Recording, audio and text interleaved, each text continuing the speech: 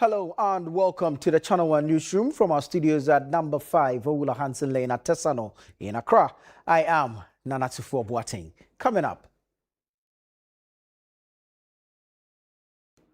National Lottery Authority workers demand removal of Director General and 15% salary adjustments.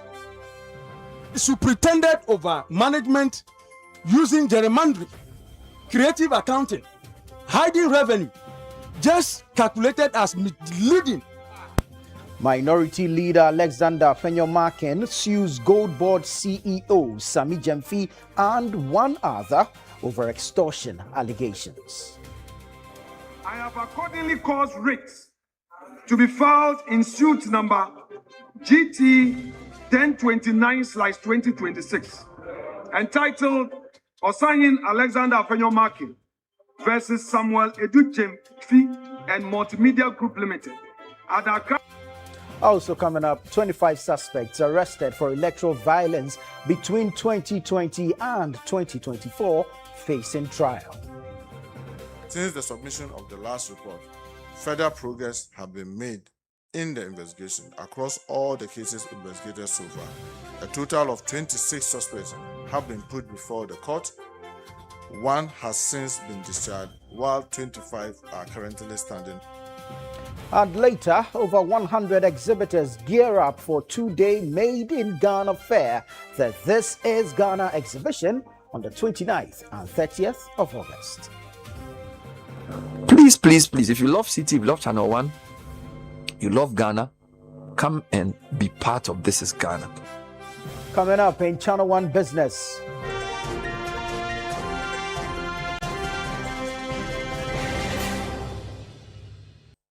Latest Channel 1 market price barometer reveals a sharp decline in prices of tomatoes and other food items. Coming up in Channel 1 Sports. Former professional boxer Michael Ayite Okai, popularly known as Ayite Powers, arrested over alleged death threats against National Sports Authority boss.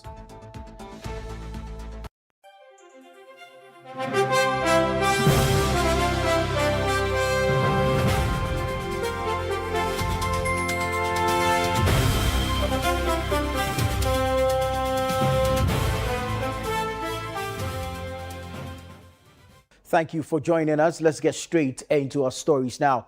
Workers of the National Lottery Authority are demanding the removal of the Director General of the NLA and a 15% salary adjustment following an average 11% decline in their disposable income after tax changes introduced in October 2025. Now, there's more in this report by John Eduji Boja and read by Daniel Odromensa.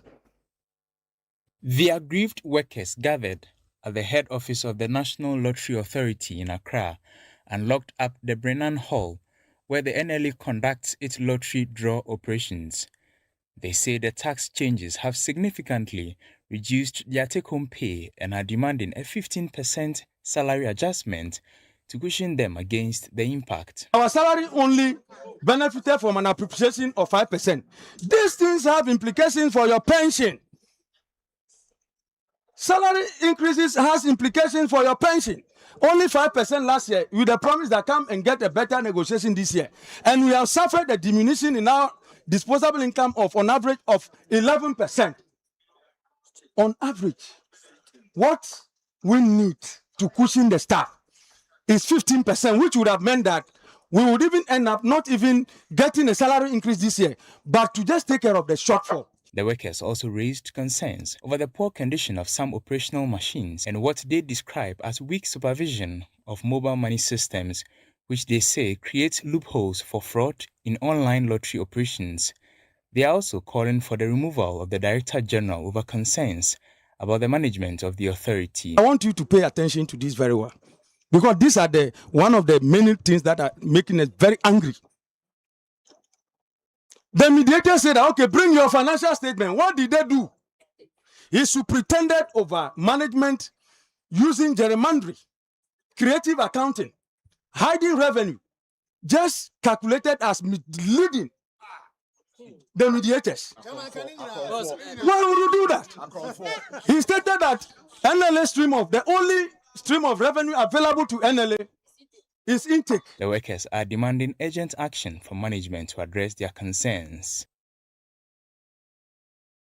Now, an accident victim, Emmanuel True, who had been detained at the Efua-Nkwanta Regional Hospital in Sekondi for close to 5 months due to his inability to pay an outstanding medical bill of 39,000 cedis, has been freed following the intervention of the Western Regional Minister, Joseph Nelson. Mr. Nelson tells Channel One News that he moved to intervene after coming across a distress appeal on social media posted by a concerned nurse at the hospital. Our Western Bureau Chief Akwesi Ejeanim has the details from Sekondi. True. A rubber tapper sustained serious injuries on February 15, 2026, after he was knocked down by a sprinter vehicle while riding his motorbike at Ewusejo on the Takrady Road. The accident left his right leg severely fractured. Despite his first surgery costing 15,500, the driver, who initially agreed to take responsibility for his medical bills, could not keep his promise. After undergoing 4 surgeries, with his medical bills mounting and a 5th surgery pending, True's distress situation prompted a public appeal by a public health nurse, Linda Otu, on social media. We drafted this letter on the 8th of May 2026. Honorable Nelson, and then me jinaha, me the chopper, me the honorable as a nurse. I am so tired for this guy. A video of the appeal posted on social media attracted the attention and benevolence of the Western Regional Minister. Speaking to Channel One TV News after visiting the accident victim and settling his medical bills, the Western Regional Minister, Joseph Nelson, said he was moved to intervene after coming across the distress appeal on social media posted by the concerned nurse at the hospital. So we see us here this time because of him. Courtesy our sister's video that is gone viral. So, bro, it is well.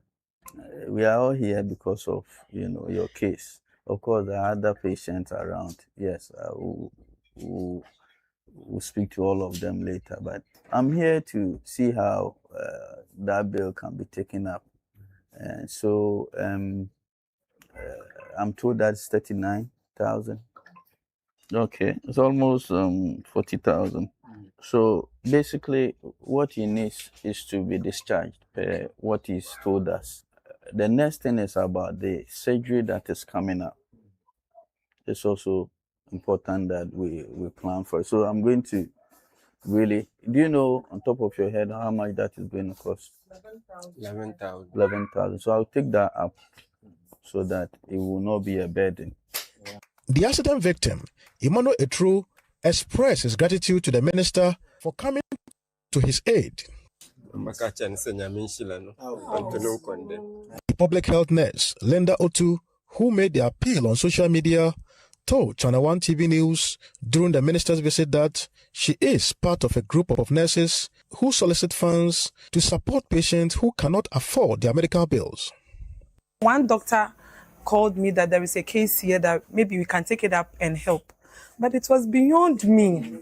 It was beyond me, so I had to let other people, the heads, come in and help. That is how come I met Ima.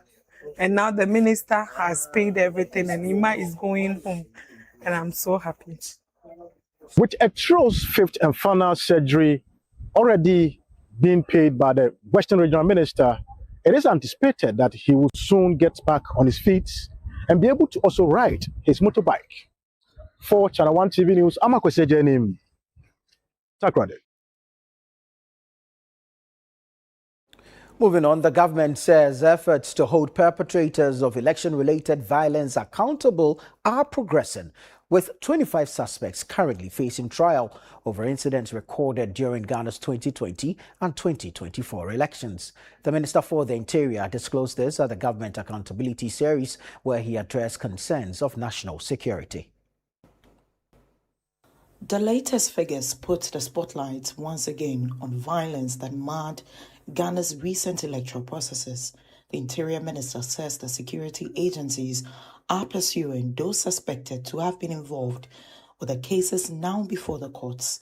The cases relate to incidents recorded during the 2020 and 2024 elections, with government insisting that perpetrators of the violence will be held accountable, as he gave a brief on the ongoing cases. Since the submission of the last report, further progress has been made in the investigation across all the cases investigated so far. A total of 26 suspects have been put before the court. One has since been discharged, while 25 are currently standing trial. Of these two additional suspects, James Kojo Owusu alias Kudus and Kwame Edutum alias Hardman have since been arrested in connection with the lynching of the late Jacob Nlo. This brings the total number of suspects arrested in Offenso North constituency to 6, all of whom have been put before the court. In the Banda constituency case, suspect Gabriel Yao Eje alias Abode has been arrested in connection with the murder of Silas and has been arraigned before Adabraka District Court. The police are also pursuing suspects who remain at large. While government says it remains committed to its long-standing tradition of hospitality, irregular migration and activities that threaten public order cannot be overlooked. But we also have a duty to protect our borders, maintain public order, and safeguard our national security and economic interests. By the end of 2025, the Ghana Immigration Service has removed 2,281 migrant beggars on our streets and 774 other illegal immigrants involved in transnational organized crime that have been removed from Ghana. The Interior Minister also provided an update on investigations into claims surrounding the alleged attempts on the life of the special prosecutor, as well as an alleged assault involving a senior official of the OSP. The OSP and the assault and the investigation. Yes, I wrote to the CID.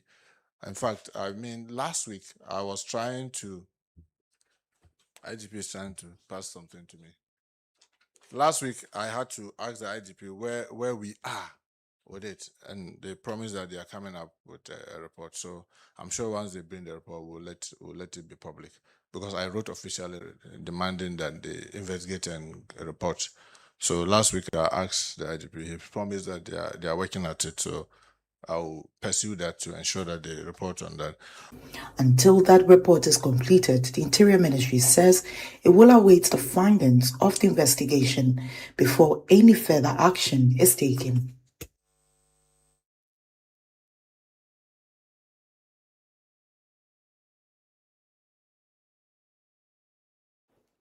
Now, as the New Patriotic Party, NPP, begins the process of selecting its national officers ahead of the October 3, 2026 elections, General Secretary Justin Kodua Frimpong and National Youth Organizer aspirant Clement Opoku Gyamfi have filed their nominations, outlining their plans to rebuild the party and mobilize its grassroots and youth for the 2028 general elections. There is more in the following report. Justin Kodua Frimpong is seeking a second term as General Secretary, saying the NPP's defeat in the 2024 election has provided an opportunity for the party to reflect, reorganize, and strengthen its structures. Speaking after filing his nomination, Kodua said the party has already begun rebuilding and must sustain the momentum ahead of 2028. When we said that in order for the party to have peace and calmness, we needed to start the election with our flag bearer. I remember when we took that decision, many people chastised the General Secretary and members of National Council. But I can tell you that today we have been vindicated. By electing our flag bearer first, it has ensured that there is peace in our party. And the person who led that front for us to take that decision is your own General Secretary. He was accompanied by party faithful who cheered as he filed the nominations. Kodi, addressing them, pointed to reforms undertaken during his tenure, including changes to parties' legal, communications and democratic structures, constitutional reforms, the operationalization of the Patriotic Institute, and the revival of sector committees. He says these reforms provide a foundation for the party's preparation for the 2028 election. Meanwhile, Clement Opoku Gyamfi, popularly known as Kwame Poku CID, has also filed his nomination to contest the position of National Youth Organizer. The former Mantia South District Chief Executive was accompanied by some NPP youth and radio personality Ship Dealer. Addressing the National Elections Committee, Kwame Poku CID said he was confident in his ability to lead the party's youth wing and mobilize young people towards victory in the 2028 elections. Honestly, if the president had that confidence in me and entrusted such a huge position in me, I'm not sure, have no iota of doubt that majority of the party youth will hand over the national youth.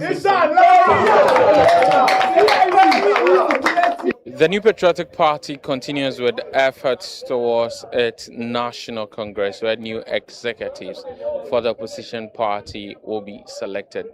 Justin Frimpong Kodia, Clement Opoku Gyamfi are among the few persons so far to have filed their forms. Reporting for Channel One News, Hansen Ajeman.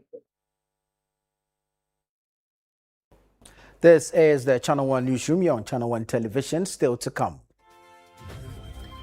Latest Channel One Market Price Barometer reveals a sharp decline in prices of tomatoes and other food items. Stay with us. We have the details of that story and several others coming up shortly.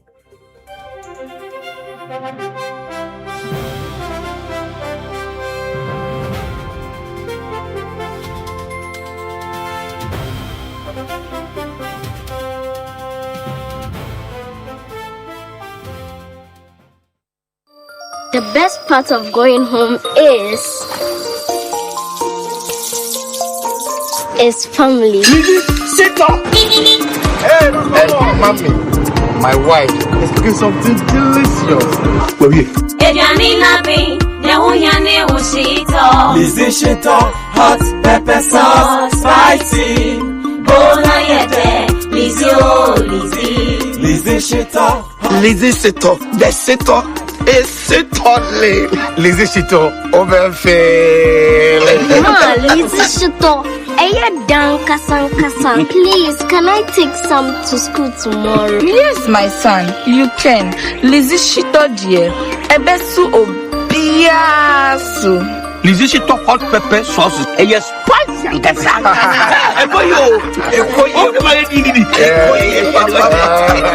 Lizzie Shito hot pepper sauce. Spicy.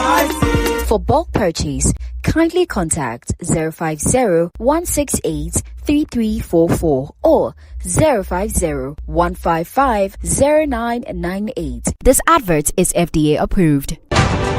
For years, Ghana has wrestled with some of the most troubling threats to its democracy: vigilantism, political violence, landguardism, intimidation. In 2019, Ghana passed the Vigilantism and Related Offences Act, Act 999. 7 years on, has the law worked?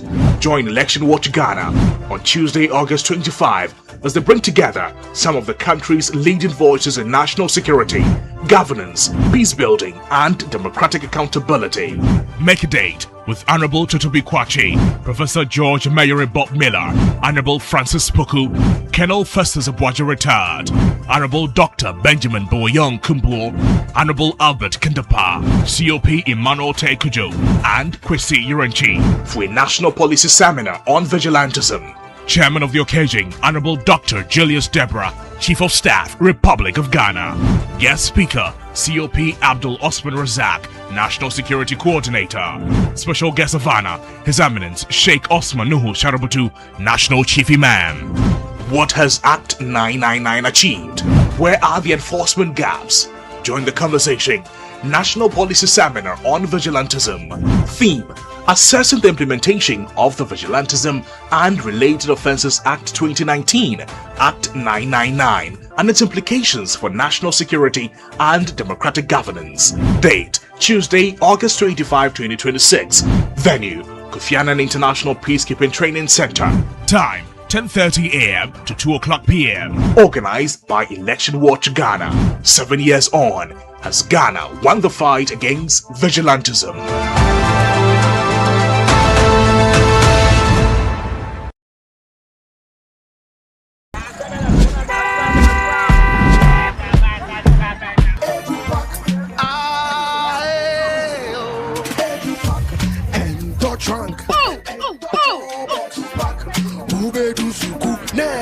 This is the old way. Let me show you a new and a better way. EduPack. EduPack? Yes, EduPack.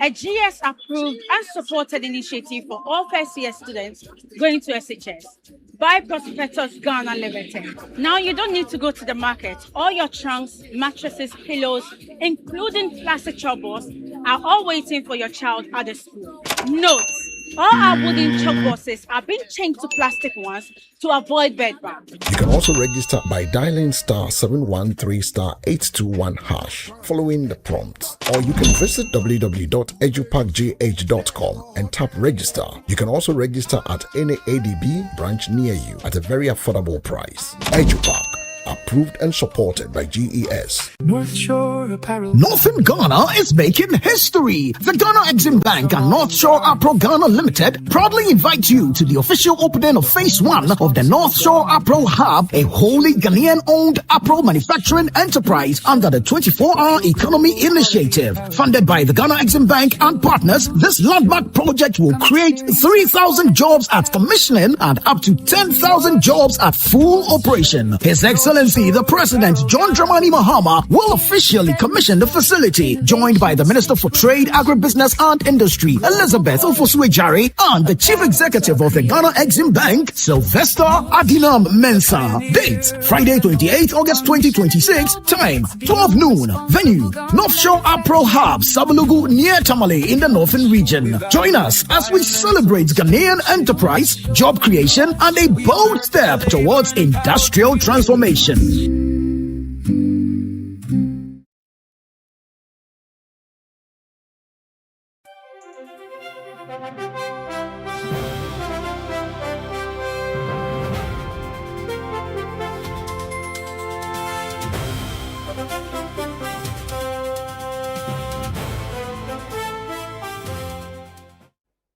You're welcome back. Next, we have Channel One Business with Neteli Neti Ajaho.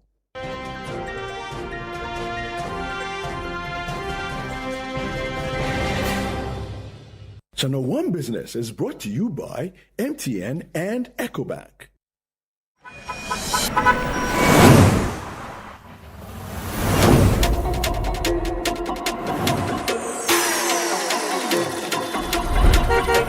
Years ago, MTN arrived in Ghana and everything changed. It's time to celebrate you big time. The MTN at 30 promo is here.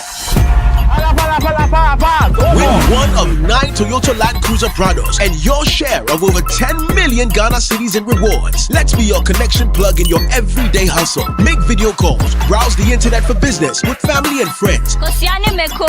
Make that money move and stay ahead.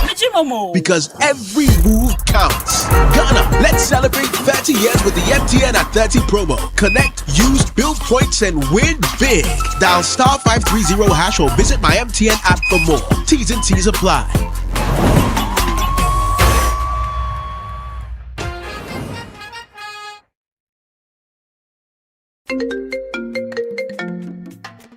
Hello, my name is Pamela from Customer Service. Please revalidate your account by texting your Ghana card number to 0500,000 247. Hey, Abili, wabedim. Madam, give me the numbers behind your ATM card. I'm calling from the head office. was delivered across to our customers this morning. Confirm if this is your bank account 100100100. Thanks for sending your bank card details. Send the OTP now to avoid cancellation. EcoBank will never call, email, send an SMS asking for your PIN, OTP, bank card, or Ghana card details. Don't get played. EcoBank, the Pan-African Bank. Hello, please, I'm calling from Customer Experience Center.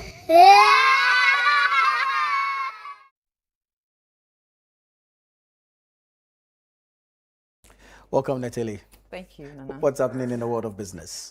It's that time of the month again, and we are bringing you the Channel 1 Market Price Barometer for the month of August. Okay, it's all yours. Okay.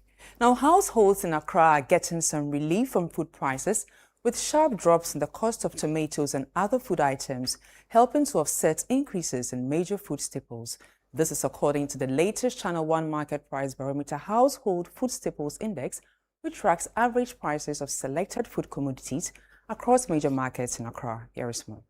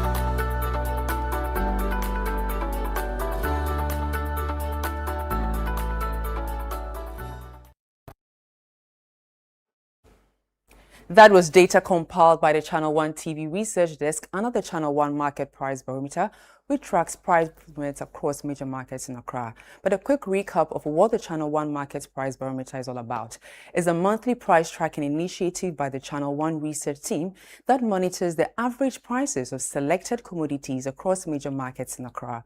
The initiative provides reliable insights into changes in prices, rising costs of living, and overall market trends. I'm joined in the studio by Sheba Araba-Baining of the Channel 1 Research Desk for more on this. Hello, Sheba. Hello, Natalie. You're welcome. Thank you so much. Good now, to be here again. Yeah. Now, looking at the August basket, are households beginning to see meaningful relief in food prices? Okay, so this is the August basket, and specifically the household food staples basket. And if we want to talk about relief, August appears to have brought us more relief than July did. Okay, so we tracked 11 items in the household food staples, and out of the 11 items, 5 items brought us some relief. This has to do with local rice, Perolonka, imported rice. We also have plantains reducing by 15.38% decrease. We also have tomatoes, which is actually one of the very interesting items which dropped in prices. We also have frozen chicken, which is the hard, which also had some price decreases. Outside of this, we had a few items which also recorded price increases rather. Okay. And we had we had maize per Olonka, which increased prices only marginally by 5.56%. Okay. And then we also have an item like onions which also increased, and then we have items like palm oil, eggs, and frozen chicken soft, which did not record any increase at all. So overall, in the August basket of food household staples, there was some relief and then also some tightening in the pockets of our consumers. Okay, so we see that tomatoes and plantain recorded some of the biggest reductions. How sustainable are these lower prices? You mentioned sustainability, and really the decreases that we are seeing here has to do with seasonality. Okay. So we take an item like plantain. Currently, plantain appears to be in season, and therefore there's actually an adequate supply of plantain on the market, which helped to push the price of plantain from 52 cedis in July to 44 cedis in August, as we are seeing now. And tomatoes, remember in the past 3 to 4 months, we've recorded a steep increase in the prices of tomatoes. So today, to see tomatoes dropping by 30.82%, that's actually a huge relief in the pockets of consumers.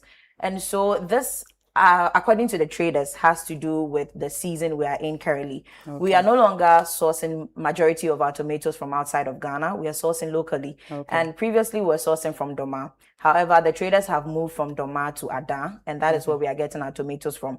And the tomatoes that come in from Adan appear to be less expensive as compared to those coming in from Doma. Hence the reduction we are seeing here. But for some of the traders, they're also saying that very soon the season may cause these tomatoes, to no longer be in adequate supply as they are now. And so possibly if you are someone who loves tomatoes, maybe you should stock up now before the next month. Now, while some staples became cheaper in August, others, including onions, maize, and cassava, moved up. What explains these contrasting price movements? Looking at maize, you can see, as I indicated earlier, that the price of maize increased from 18 cedis to 19 cedis. And this isn't very sharp, or this isn't so much of, a huge increase. And this has to do with the price preferences of the traders from stall to stall and how they prefer to price their goods. And therefore, it isn't a cut-across price increase. However, each trader and how they would prefer to sell their maize. For cassava, you would notice that it has dropped from increase rather from 578 cedis to 587 cedis.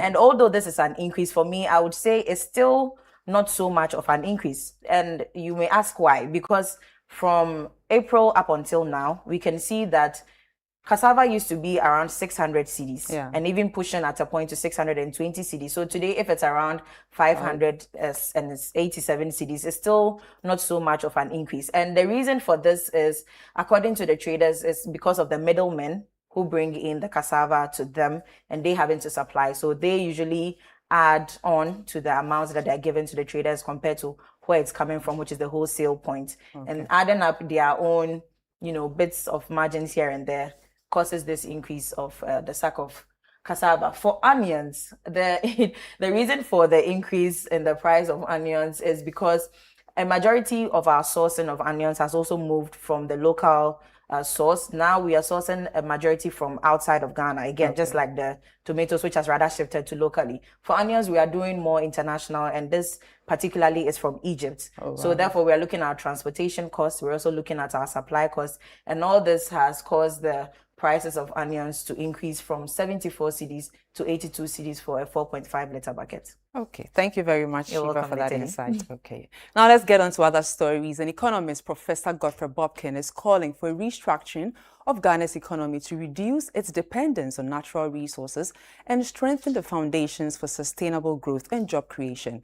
He says governments must adopt an economic model that expands productive capacity, promotes industrialization, and creates jobs. There's more in the following reports by Daniel Sakiti. Delivering a presentation at the 2026 Students and Young Professionals African Liberty Academy, Professor Bobkin suggested that Ghana has done little to transform the economic structure inherited from the colonial era. He stressed that reshaping the economy would depend on new ideas and policies that strengthen productive sectors and create opportunities for citizens. Any growth model that relies extensively on natural resources would never deliver sustainable growth and development. It would never. My prescription would be, as a continent, as a country, we must move away gradually from an environmentally destructive growth model that poses an existential threat. What should we move to? We must move to an idea generation economy that builds on innovation and digitization to scale up growth and development. Entrepreneur and former presidential candidate of the Progressive People's Party, Bridget Jodbenuku, also called for a shift in how economic progress is measured. Resilient economies start from grassroots. GDP, inflation, and credit ratios tell useful stories when they are positive. But at the end of the day, the value of social capital, the reduction of poverty, the ability of people in communities to feed themselves, add value, and find markets for their produce, feed directly into national strength. What does GDP matter to someone who is producing jomi? You know. So yes, the numbers matter, but superficial governance and development do not feed people. Inclusive and resilient economies must reach them where they live. Meanwhile, President of Imani Africa, Franklin Kujo, says Ghana needs deliberate policies to build a resilient economy capable of withstanding economic shocks. You are building reserves based on extracting resources from the ground, but you are not clean enough, So we are causing environmental degradation. At the same time, you are reaping benefit. It doesn't make sense. You need to fix that. Let's now bring you an update on crude oil prices and how the local currency is performing on the interbank market.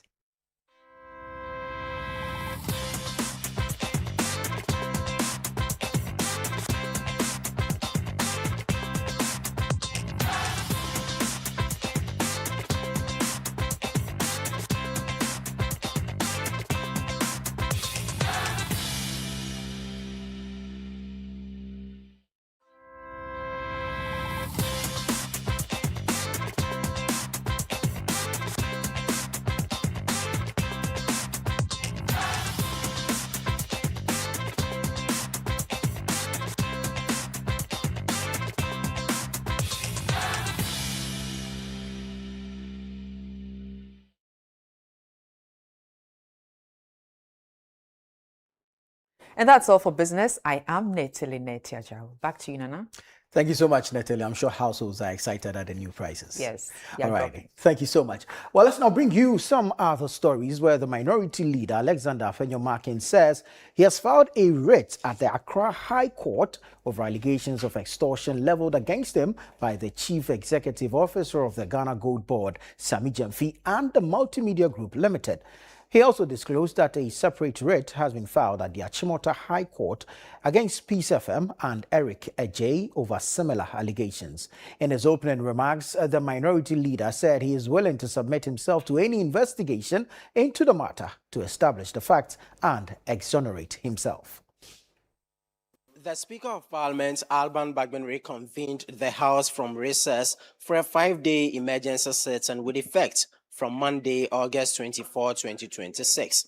In his opening remarks, the minority leader, Alexander Afenyo-Markin, disclosed that a writ has been filed at the Accra High Court over allegations of extortion leveled against him by the CEO of Gold Board, Sami Gyamfi, and Multimedia Ghana Limited. This comes in the wake of the ongoing debate on the $1.7 billion loss reported by the IMF in connection with the domestic gold purchase program. In the face of the allegations of extortion leveled against me, I have chosen to take high moral ground by submitting myself to the processes of the law.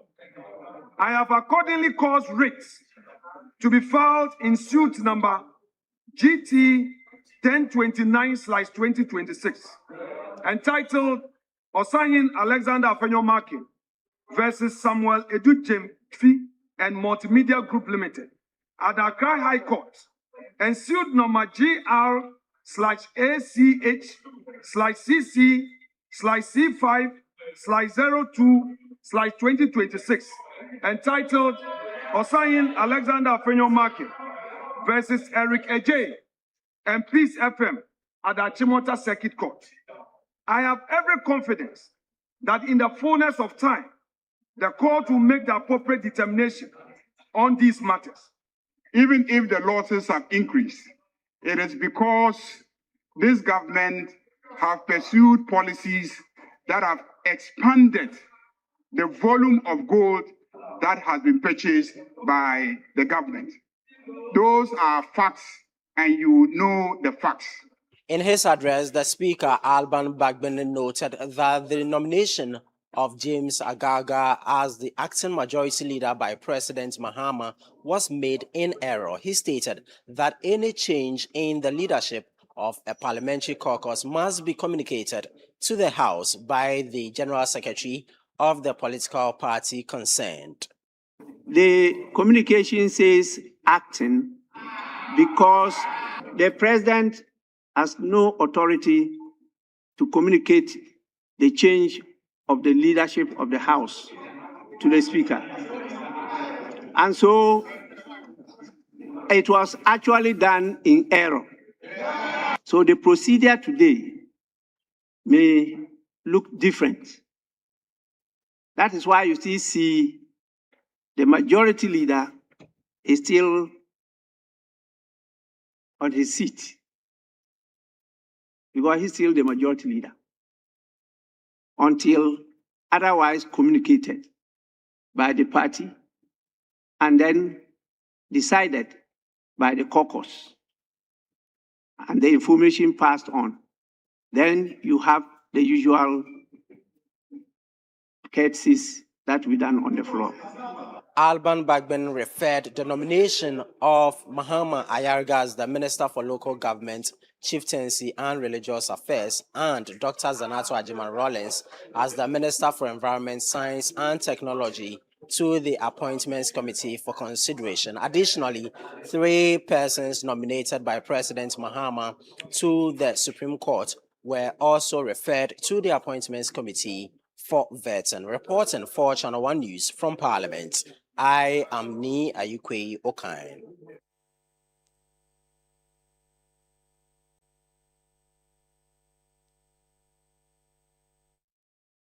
Now, with just 5 days to go until the much anticipated This is Ghana exhibition, more than 100 micro, small and medium enterprises are preparing to showcase a wide range of made in Ghana products and services. The 2-day exhibition, scheduled for August 29 and 30 at the Afua Sutherland Children's Park here in Accra, will bring together businesses from various sectors, offering patrons access to locally made products, innovative solutions and services. There is more in the following report. The Afua Sutherland Children's Park in Accra will come alive with Ghanaian enterprises on August 29 and 30 as more than 100 businesses and vendors showcase products and services spanning textiles, food and beverages, automobiles, technology and other sectors. Organized by Channel 1 TV and City FM, the 2026 edition of the This is Ghana exhibition is expected to be bigger and more impactful, with exhibitors set to offer patrons a diverse range of locally made products. Speaking ahead of the event on the City FM Breakfast Show, Managing Director of City FM and Channel 1 TV, Samuel Atamensa, said businesses from sectors including digital services, hospitality, food, construction and automotive will participate in the exhibition. If you look at manufacturing, then you are looking at food processing, agro-processing, furniture, textiles, garments, cosmetics. We also now have construction materials, packaging materials, metal fabrication, plastics, pharmaceuticals, machinery and equipment, and more importantly, handicrafts. So, but you also come to the trade space where you have wholesalers, retailers, those in the distribution space, now e-commerce, import, export, consumer goods, and all the things that you can talk about, food, beverages, we talk about light engineering is also happening. Now, we also look at the hospitality space. Okay, we are trying to ramp up our tourism. General Manager of City FM and Channel 1 TV, Bernard Avle, also urged Ghanaians to be intentional about their spending and show up to support local businesses. Even in meeting your child's needs, there's a deliberate, so we don't spend by heart. We must consciously build the country on the basis of even how we spend. Our spending choices are part of a nation's development. It's part of our mindset. It's a very important resource. So please, if you love City, if you love Channel 1, you love Ghana, come and be part of This is Ghana. The 2026 This is Ghana exhibition is officially sponsored by MTN, EcoBank, and the Ghana Investment Promotion Center. The event is expected to provide participating businesses with an opportunity to connect with customers, promote their brands, and showcase the depth of Ghanaian enterprise.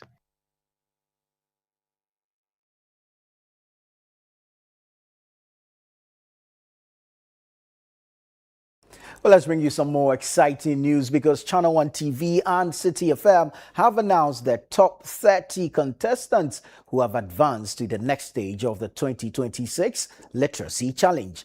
The successful contestants, aged between 11 and 15 years, emerged from an assessment following a keenly contested aptitude test held on Sunday, August 16. There's more in this report. The aptitude test was designed to test their knowledge, critical thinking skills, and ability to apply what they have learned to real-life situations. Following the assessment, the top 30 contestants have been grouped into 10 regional teams, with the 3 highest performing contestants from each participating region forming a team to represent their region in the next phase of the competition. Head of Programs Production at Channel One TV, Apiako Seram Ashong-Abi, says the team-based format is deliberately designed to test the contestants' ability to work together towards a common objective. Now, at this level, it's a team work dynamic. Okay. So the reason we've put these students into teams is because we're testing very prominently and very deliberately their ability to do teamwork, collaborate, partner together, to work towards a common goal for victory. Why? Because in the world that we live in today, you need to understand collaboration. Absolutely. If you work in silos, you may not be able to achieve much. And so this is why we are doing this at this stage. It's one of the critical life skills that we believe that education should be instilling in our young people. According to her, the 10 regional teams will compete in a quiz competition in Accra on September 5 and 6, with the strongest teams battling for places in the final stage. At the end of the regional contest, the top 4 teams will progress to compete for the top 3 positions in the 2026 Literacy Challenge. We're looking for the most outstanding all-round pre-secondary school students in Ghana. Right. So that student who is versatile, you throw them into the sciences, they're shining. They may not get 100%, but they can dominate when they need to.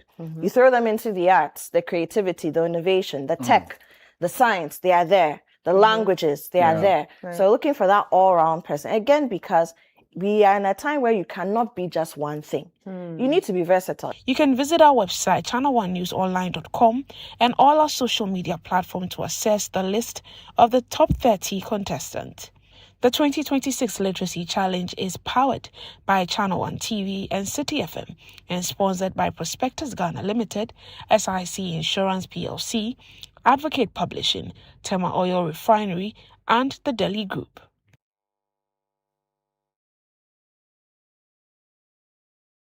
You're watching the Channel One Newsroom here on Channel One Television. Still to come. Former professional boxer Michael Ayite Okai, popularly known as Ayite Powers, arrested over alleged death threat against National Sports Authority boss.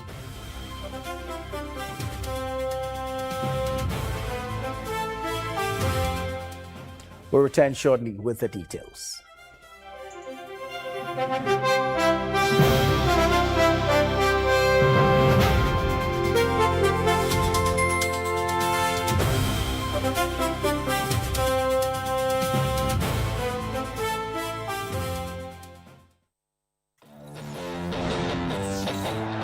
From the grandest stage, the badges change, but the passion remains.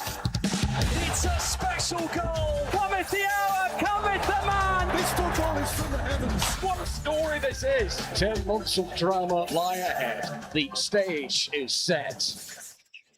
The biggest stars from the world's biggest leagues on Supersport. It's on DSTV.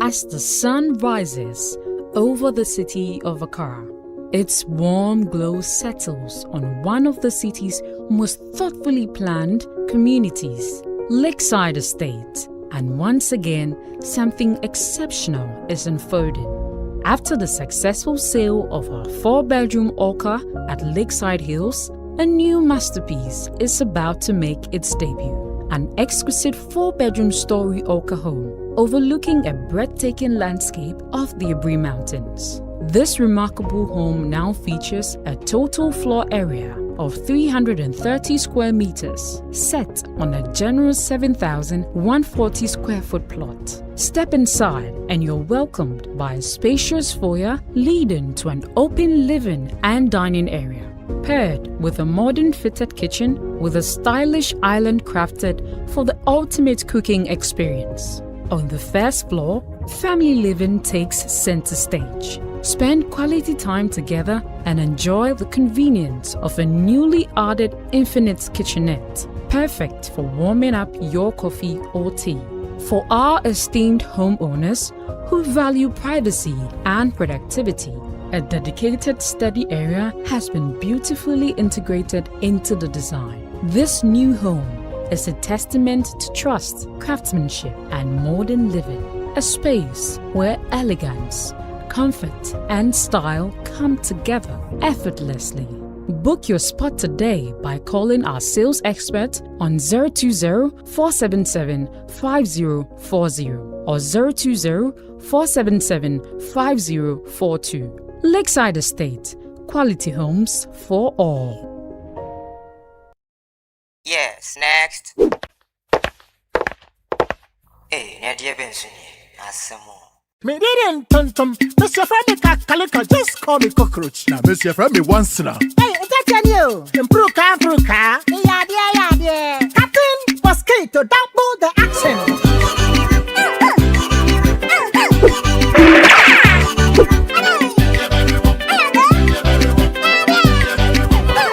Me did this sasso spray. Mr. Femi sasso quell. Yeah, go to my sasso.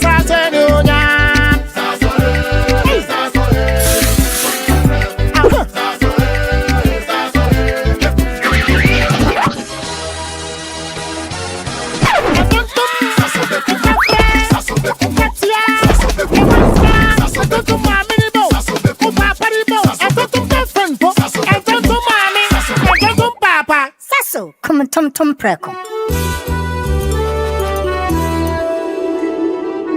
Are you planning to relocate from your company office or house, whether across cities to another town or halfway around the country? You want a moving company you can depend on to get you there? Let me introduce you to Logistics Movers. We are here to help you every step of the way, from planning the move to unpacking the last box and settling into your office or home. We have the expertise, experience, and market understanding and offer fast, reliable, and professional transportation services in Ghana. Our main thrust is to successfully move your business, household items safely, on time, and hassle-free. You can call us on 0246 833 539 or 0244 342 465. You can also send us an email to info@logisticsmovers.com or check our website www.logisticsmovers.com. Why expose your company or household items to theft or damages when you are relocating if it's avoidable? Logistics Movers, we help you relocate.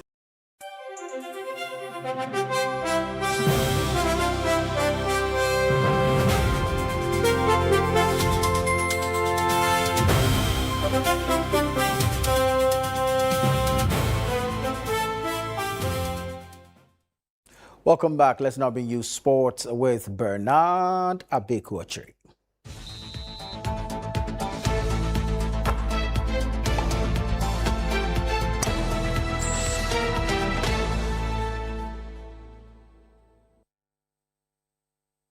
Mr. J. Hi, boss. How's it going? It's great seeing you always. Well, I hear it's not so great for Aite Powers. Yeah, it isn't. I mean, I think he went a little bit overboard, and I didn't, take it lightly as far as a joke, as he claims, as Aite Power claims. Reported the issue, and he's in the custody of police now. Give us the details. A sad story, but let's get into it now. The Accra Regional Police Command has arrested former professional boxer Michael Ayite Okan, popularly known as Aite Powers, over an alleged death threat against the National Sports Authority Director General Yampo for Accra. The police say the alleged threat threat was made on Monday, August 24, 2026, following a circulation of a video on social media in which Aita Powers is alleged to have threatened Mr. Ampofo-Ankra. The development comes amid reported frustrations over the cancellation and regulation of his boxing promotion event, as well as claims of outstanding compensation following a temporary sports ban. Let's now talk about Ghanaian players abroad, because Ghanaian players have made a mixed but encouraging start to the new football season, with several making their mark across Europe and beyond, while some have already made an impact with goals, assists and impressive performances. Others are still adjusting to the new clubs they belong and the demand of the new campaign. There is more in this report by my colleague Julio Asherifi Amwa. In England, Antoine Semenyo played the full 90 minutes for Manchester City in their 2-1 win over former club Bournemouth. The Ghana international registered 3 shots, including 1 on target, completed 22 of 25 passes and made 3 recoveries. At Ipswich Town, Abdul Fattah Isahaku impressed on his Premier League debut, playing 66 minutes in their 2-1 victory over Sunderland. Fattah completed all 3 of his dribbles, created a clear-cut chance and won 5 of 7 ground duels. Ibrahim Osman also made his Premier League debut for Brighton, featuring for the final 30 minutes of their 4-0 win over Aston Villa. However, it was a difficult start for Brandon Thomas Asante and Caleb Urinchi, who both made their Premier League debut for Coventry City in a 3-0 defeat to Arsenal. Mohamed Kudus missed Tottenham's squad as he continues his recovery from injury. In Spain, Inaki Williams played 58 minutes for Athletic Bilbao in their 3-1 defeat to Sevilla, while in France, Nathaniel Ejay helped Laurent secure a goalless draw against Nice. In Saudi Arabia, Thomas Partey made his league debut for Al Shabab in their 1-1 draw against Al Khaleej. Positive signs continued beyond Europe's major leagues. Jerry Afriye provided an assist on his young debut in a 4-4 draw with Antwerp, while Samuel Owusu scored and assisted for Maccabi Petah Tikva in their 2-1 victory over Kaya Shmona. Kojo Dria was also on target for Ludogorets in their 1-1 draw with Slavia Sofia. In the MLS, Prince Owusu continued his impressive scoring form, netting his 13th goal of the season for CF Montreal in a 2-2 draw with LA Galaxy. Overall, it has been a promising opening weekend for Ghanaian players abroad, with 5 players making league debut for new clubs, while several others have already contributed goals and assists. Let's now talk about the Democracy Cup, because Clerk of Parliament Reverend Ebenezer Ehuma Ditro has presented the 2026 Democracy Cup trophy to the Chief of Staff, that's the Chief of Defense Staff of the Ghana Armed Forces, Lieutenant General William Ejapon. The presentation took place at the Ghana Armed Forces headquarters on Monday, August 24, ahead of the 3rd edition of the Democracy Cup. The tournament will see Accra Heart to Folk face off in Kumasi Asante Kotoko on Friday, with the Clerk of Parliament describing the event as an opportunity to promote national cohesion and healthy competition. Democracy Cup. What is it all about? To create space within time to be able to engage in a sporting activity which will bring all and sundry together. Galvanize support from the north to the south, east to the west, the central part, the nook and cranny of the nation. Bring all of us together so that we can engage constructively, cheerfully, to drive home a common message. Well, that's the very latest from the world of sport, and I am Bernard Abekoch. It was before I go. Chelsea won in the Monday Night Football by 3-2 against Fulham. Against Fulham. Yeah, great stuff. All right, thank you so much, Abeku, for bringing us the latest in the world of sport. And that will be all for this edition of the Channel One Newsroom here on Channel One Television. I am Nanatifu Boateng. Many thanks for your time.